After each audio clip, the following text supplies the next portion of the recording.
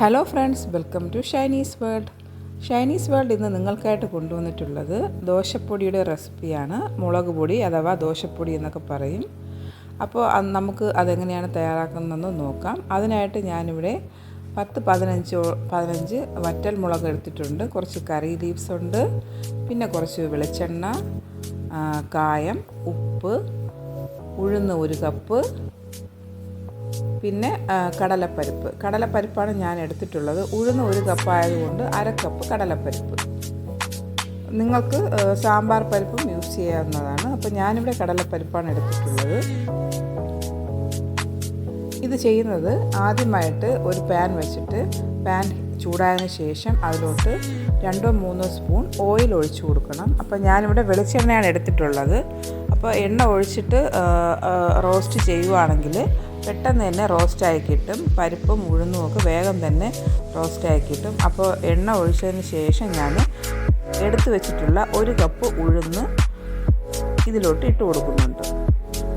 അപ്പോൾ അതൊന്നൊരു 5 minute roast ആയതിന് ശേഷം അതിലോട്ട് ഞാൻ കടലപ്പരിപ്പ് ചേർത്ത് കൊടുക്കുന്നുണ്ട്. അപ്പോൾ കടലപ്പരിപ്പിന് പകരം നിങ്ങൾക്ക് സാമ്പാർ പരിപ്പും യൂസ് ചെയ്യാവുന്നതാണ്. 1 കപ്പ് ഉഴുന്ന് പരിപ്പിന് 1/2 കപ്പ് കടലപ്പരിപ്പ്, അതാണ് അതിൻ്റെ അളവ്. അപ്പോൾ ഇത് നന്നായി ഒന്ന് വറുത്തെടുക്കുക.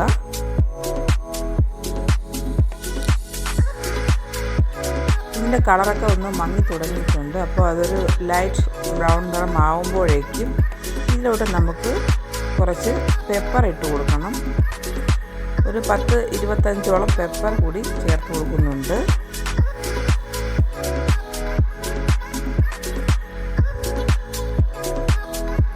ഇനി ഞാൻ എടുത്തു വെച്ചിട്ടുള്ള വറ്റൽ മുളക് ഞെട്ടെല്ലാം കളഞ്ഞ് കട്ട് ചെയ്തിട്ടുള്ളതാണ്. അതൊരു 15 എണ്ണം ഞാൻ ഇട്ട് കൊടുത്തിട്ടുണ്ട്.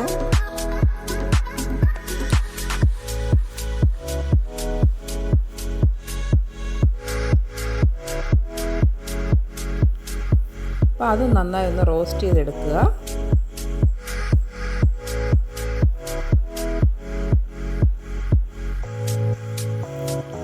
ഇനി ഞാൻ ചേർക്കുന്നത് കറി ലീവ്സ് ആണ്. അപ്പോൾ കറി ലീവ്സിൻ്റെ അളവ് നിങ്ങൾക്ക് കൂട്ടുകയോ കുറയ്ക്കുകയോ ചെയ്യാം. കറി ലീവ്സ് കൂടുമ്പോൾ നല്ല മണം കൂടുതലായിട്ട് കിട്ടും. അപ്പോൾ ഞാനിവിടെ കറി ലീവ്സ് ഇട്ട് കൊടുത്തിട്ടുണ്ട്. നല്ല ഫ്രഷ് ആയിട്ടുള്ള കറി ലീവ്സ് കിട്ടുവാണെങ്കിൽ അതായിരിക്കും ഏറ്റവും നല്ലത്.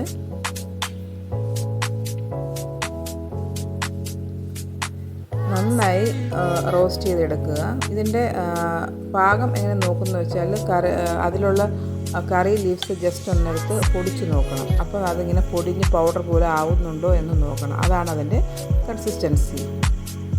ഇനി നമുക്കിത് പൊടിച്ചെടുക്കാം. അപ്പോൾ പൊടിച്ചെടുക്കുന്ന സമയത്ത് 1 സ്പൂൺ കായപ്പൊടിയും ആവശ്യത്തിനുള്ള ഉപ്പും ചേർത്ത് പൊടിച്ചെടുക്കുക. അധികം നല്ല ഫൈനായിട്ട് പൊടിയേണ്ട കാര്യമില്ല, ചെറിയ തരിപ്പായിട്ട് പൊടിച്ചെടുക്കുക. അപ്പോൾ നമ്മുടെ ടേസ്റ്റി ആയിട്ടുള്ള മുളക് പൊടി ഇവിടെ അഥവാ ദോശപ്പൊടി ഇവിടെ റെഡി ആയിട്ടുണ്ട്. കഴിക്കുന്ന സമയത്ത് എണ്ണയും കൂട്ടി കഴിക്കുക. അപ്പോൾ ഇനി പുതിയൊരു റെസിപ്പിയുമായിട്ട് വരുന്നത് വരെ അതുവരെ ബൈ.